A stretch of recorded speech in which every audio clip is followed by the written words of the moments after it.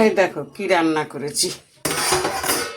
রান্না করেছি খিচুড়ি, তাতে দিয়েছি কড়াইশুঁটি, ফুলকপি আর আলু। আজকে আমার শুক্রবার, তাই আমি এই জিনিসটা রান্না করেছি। আর করেছি এই দেখো বেগুন ভাজা, দেখেছো?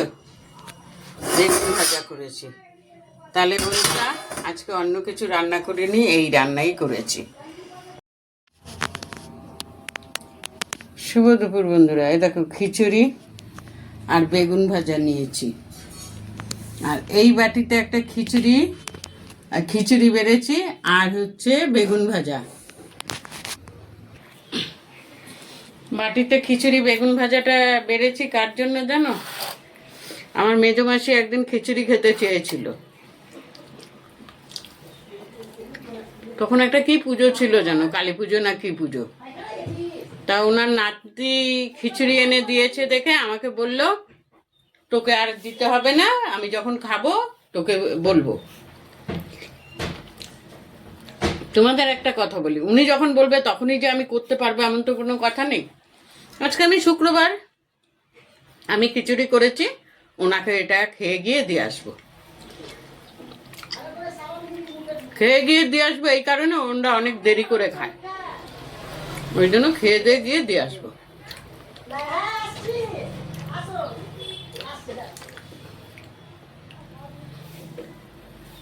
মানুষের কথা বলা যায় না, খেতে চেয়েছে খাওয়ালাম না, তারপরে দেখা গেল একটা কিছু হয়ে গেল, সারা জীবন ওই আফসোসটা থেকে যাবে। আমার দরকার নেই বাবা। তবে একটা কথা বলি, নিজের ঢাক নিজেই পেটাচ্ছি, খিচুড়িটা খুব ভালো হয়েছে। লোককে বলার আর সময় দেই না, এই কথাটা আমাকে শুনতে হবে। নিজের ঢাক নিজেই পেটাচ্ছেন,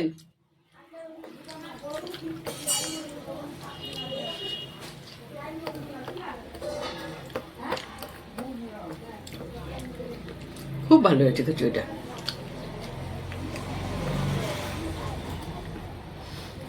আমি একটু খেতে ভালোবাসি জানো তো, সেই জন্য লোকেরটা নয়, নিজে করি।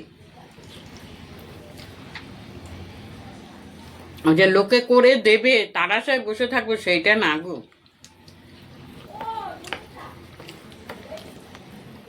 আর এই গোবিন্দভোগ চালটা আমি অনেকদিন আগের থেকে এনে রেখেছিলাম, রয়েছে কতগুলো চাল, ওগুলোর ব্যবস্থা করতে হবে।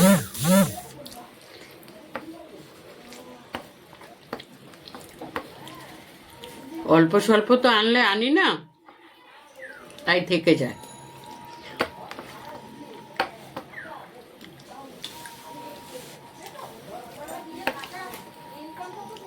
কতগুলো এসে কেচেছি, ভেবেছিলাম আরো কটা কাচবো, কিন্তু 1:30টা বেজে গেছে, ওই জন্য আর কাচলাম না, যা করবো কালকে।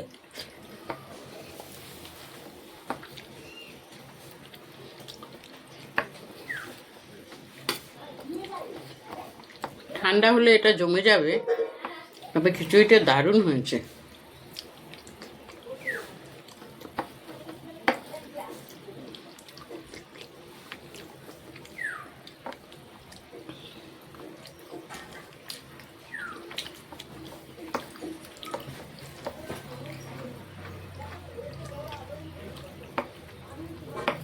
দেখো বন্ধুরা, আজকে শুক্রবার, সেই ডাল ভাত নালে কপির ঘ্যাট করতে হবে, ওই জন্য বলি আজকে এই রান্নাই করি।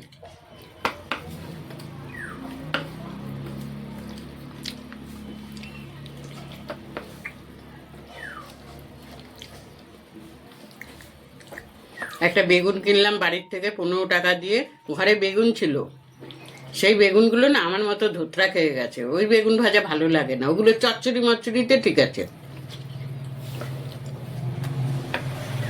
ওই জন্য আবার বেগুন কিনলাম। এই সময় বেগুন 20 টাকা কিলো, 40 টাকা কিলো থাকে। তবে বাজারে গেলে 40 টাকা পাওয়া যেত, বাড়ির থেকে রাখলে এরা একটু বেশি দাম নেয়।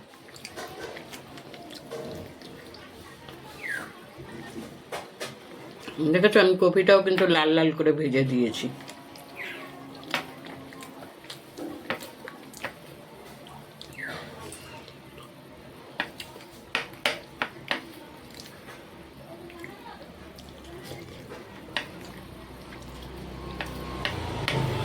কানের মধ্যে একটা ডাক বাজছে,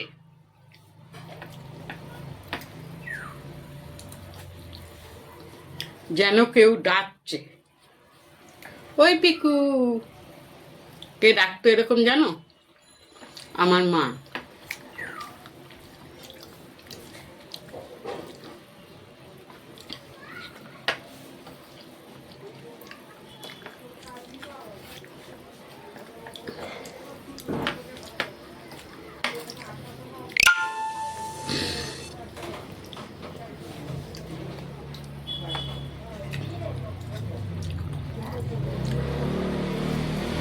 এলাচের গন্ধ ভালো, কিন্তু এলাচ কামড় পড়লে বাজে লাগে, ভাল লাগে না।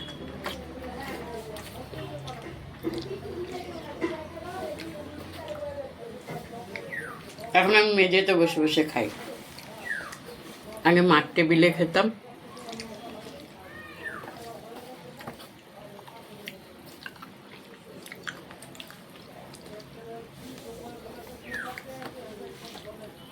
টেবিলে খেতে খেতে না এমন একটা অভ্যাস হয়ে গেছে, মাটিতে এখন খাচ্ছি ঠিকই, খুব অসুবিধা হচ্ছে।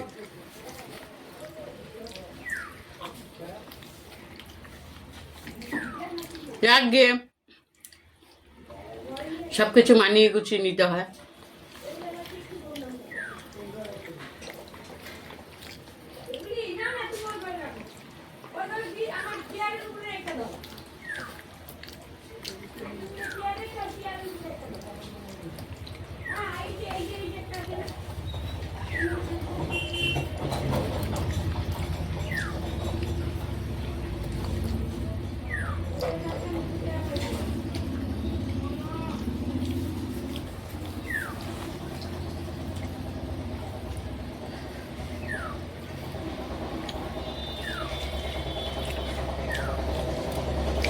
এর সঙ্গে আরো দুটো জিনিস হলে ভালো হতো, কি জানো?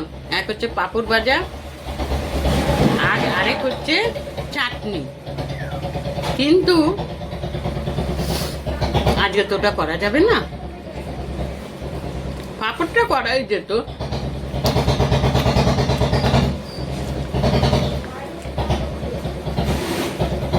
আবার পাঁপড় আনবো, মাঝে মাঝে পুড়ে হয়ে যায়। অবশ্য কি জানো, পাঁপড়ের প্রতি অত ইন্টারেস্ট নেই দেখে আনিনি, ইন্টারেস্ট থাকলে আনতাম।